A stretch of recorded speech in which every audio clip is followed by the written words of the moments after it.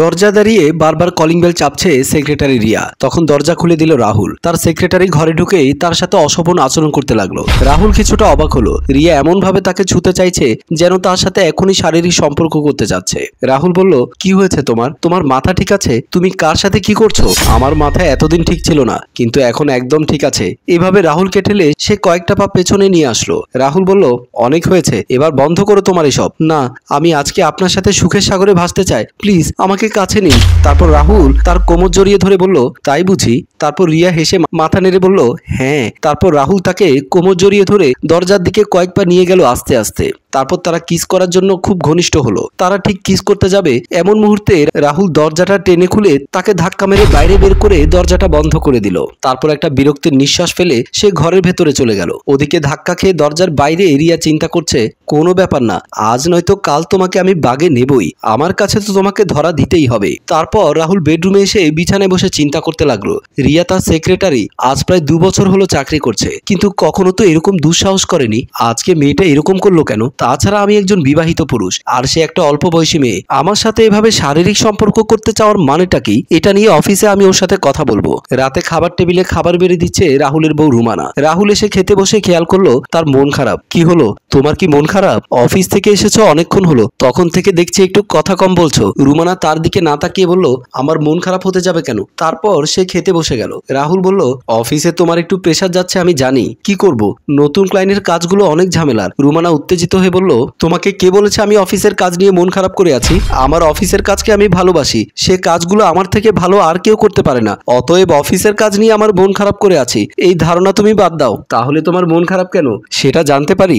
ধরে নাও একটা ভালো খবর পেতে যাচ্ছিলাম, কিন্তু একটুর জন্য সেটাও পেলাম না। কথাটা বলে রুমানার টেবিল থেকে উঠে চলে গেল। পরের দিন সকালে নিজের কেবিনে কাজ করছিল রাহুল। এমন সময় তার সেক্রেটারি রিয়া এসে তার কাছে একটি ফাইল হাতে দাঁড়িয়ে বলে সাইন করে দিতে। রাহুল ফাইলটা নিয়ে সাইন করতে যাবে এবং ওই সময় রিয়া তার গালে একটা চুমু দিল। রাহুল দাঁড়িয়ে বলল, আমার মনে হচ্ছে তোমার এই চাকরি থেকে মন ভরে গেছে, তাই তোমার একটা উসিলা দরকার হচ্ছে চাকরিটা ছেড়ে দেওয়ার। একদমই না, আমি তো আরো বেশি দিন এই চাকরিটা করতে চাই, যাতে আমি আপনার সাথে বেশি বেশি করে সময় কাটাতে পারি। রিয়া, গতকাল যেটা তুমি করেছো সেটার জন্য আমি তোমাকে সেভাবে কিছুই বলিনি, কিন্তু আজকে তুমি আবার এই কাজটা করেছো।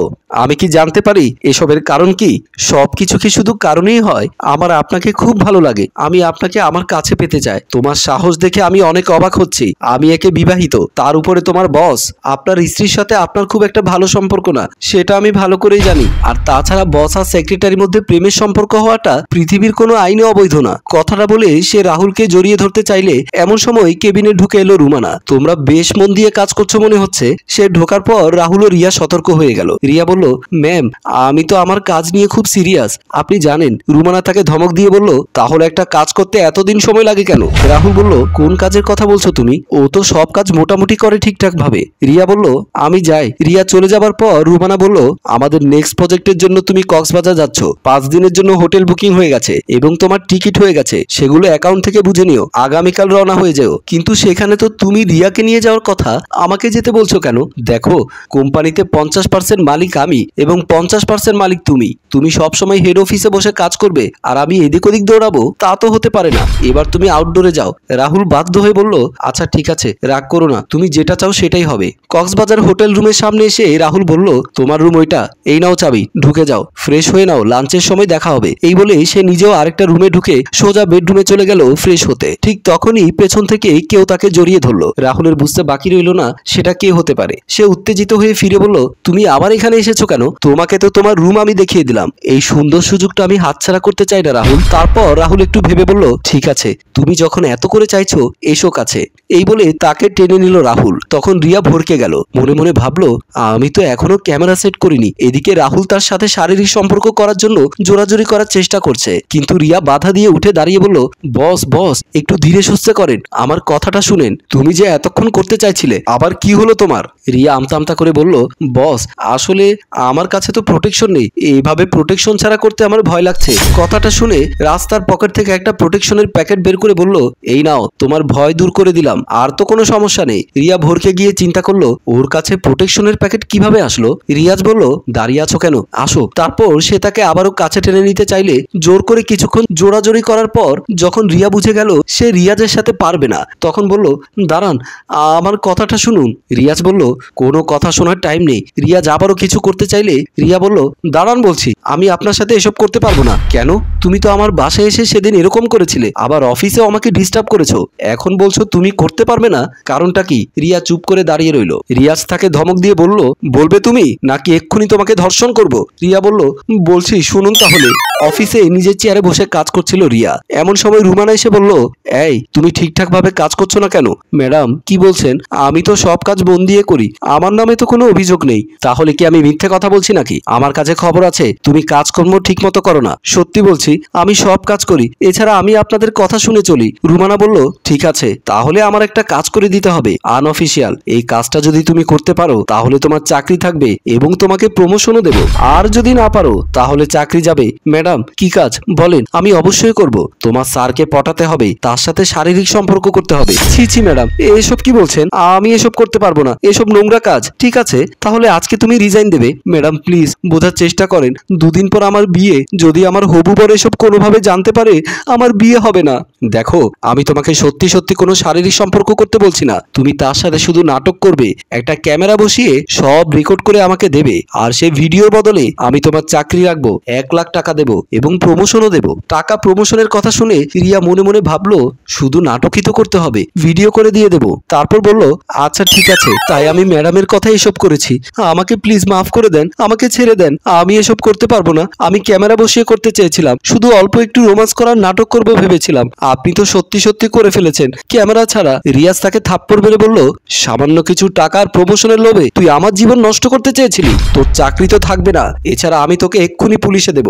কথাটা শুনে রিয়া হাত জোর করে বলল, প্লিজ আমাকে ক্ষমা করে দিন, আমি গরিব ঘরের মেয়ে, সামনে আমার বিয়ে, আমি নিজে থেকে কিচ্ছু করিনি, চাকরি হারাবার ভয়ে আর অল্প কিছু টাকার লোভে পড়ে আমি করে ফেলেছি, আমি হাত জোর করে ক্ষমা চাচ্ছি, আমাকে মাফ করে দিন।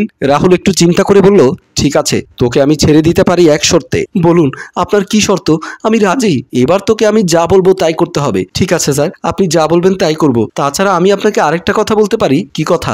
স্যার আমি ভালো ঘরের মেয়ে, আপনি যেহেতু আমাকে ক্ষমা করে দিচ্ছেন, আমিও আপনার একটা উপকার করতে চাই। আসলে সত্যি কথা হচ্ছে, আমাদের ম্যাডাম মানে আপনার স্ত্রী, আমাদের নতুন ক্লায়েন্ট যিনি আছেন তার সাথে ম্যাডামের একটা সম্পর্ক আছে। নিজের কেবিনে বসে কাজ করছিল রুমানা। এমন সময় হাসি মুখে রিয়া এসে দাঁড়ালো। রুমানা উত্তেজিত হয়ে বলল, কি ব্যাপার, তোমাকে কতগুলো ফোন দিয়েছি, তুমি আমার কল রিসিভ করো না কেন? রিয়া বলল, ম্যাডাম আপনার কাজ হয়ে গেছে। রুমানা খুশি হয়ে বলল, তুমি সত্যি সত্যি কাজটা করতে পেরেছো? ভিডিও কোথায়? রিয়া মোবাইলটা বের করে একটা ভিডিও দেখালো। তাতে দেখা যাচ্ছে নতুন ক্লায়েন্ট ফেরদৌসের সাথে রুমানা হেসে হেসে দাঁড়িয়ে কথা বলছে অফিস রুমে। সেটা দেখে রুমানা অবাক হয়ে জিজ্ঞেস করলো, এসব কি হচ্ছে? এটা তুমি কিসের ভিডিও দেখাচ্ছ আমাকে? সে সময় রাহুল এসে বলল, আমি দুঃখিত, তুমি যে ভিডিওটা দেখতে চাচ্ছ সেটা তোমাকে দেখাতে পারছি না বলে। রুমানা তুমি একবার যদি আমাকে বলতে তুমি আমার সাথে থাকতে চাও না, তাহলে আমি হেসে হেসে তোমাকে ডিভোর্স দিয়ে দিতাম। এভাবে আমাকে ঠকানোর মানে কি? রুমানা নিজের রাগ ধরে রাখতে না পেরে বলল, তো আমি আর কি করব? বাবা যাওয়ার সময় তার পুরনো বিশ্বস্ত ম্যানেজারের সাথে আমার বিয়েটা দিয়ে দিল, আবার তাকে কোম্পানির 50 ভাগ মালিকও করে দিল। আরে ম্যানেজার বিশ্বস্ত হলে কি তাকে কোম্পানির অর্ধেক মালিক করে মেয়ের সাথে বিয়ে দিতে হবে নাকি? একবার জানতে চাইলো না আমার ইচ্ছে, আমার কি মতামত? তুমি তো তোমার বাবাকে বলতে পারতে। না পারিনি, আমি আমার অসুস্থ বাবাকে শয্যাশায়ী অবস্থায় এই কথাগুলো বলে কষ্ট দিতে পারিনি, কিন্তু অফিসের সেক্রেটারিকে টাকার লোভ দেখিয়ে আর চাকরি হারাবার ভয় দেখিয়ে তুমি আমার জীবনটা নষ্ট করে দিয়ে আমার চরিত্রে দাগ লাগাতে চেয়েছিলে। ঠিক আছে, তুমি হয়তো আমাকে মেনে নিতে পারোনি, কিন্তু একসাথে থাকতে আমি তোমাকে সত্যি ভালোবেসে ফেলেছিলাম।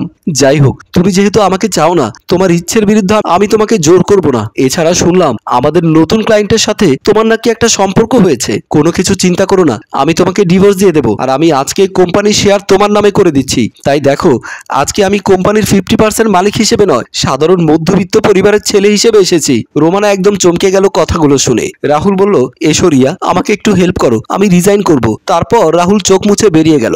রিয়া তার পেছনে চলে গেল। রোমানা ভাবতে পারলো সে যেটা করেছে সেটা কি ঠিক করলো কিনা। ছেলেটা সত্যিই ভালো মানুষ ছিল। সম্মানিত ভিউয়ার্স, আপনাদের কি মনে হয় রোমানা যেটা করেছে সেটা কি ঠিক? পরবর্তীতে রোমানা তার নতুন ক্লায়েন্টের সাথে বিয়ে করে নাকি রাহুলের কাছে ফিরে যায়, সেটা জানতে চাইলে কমেন্ট করে জানান। গল্পটি ভালো লাগলে লাইক, কমেন্ট ও শেয়ার করবেন। গল্পটি রচনা ও পরিচালনায় অভিক, ক্যামেরায় মিজান ও ফয়সাল, প্রযোজনায় মঞ্জুর মোর্শেদ।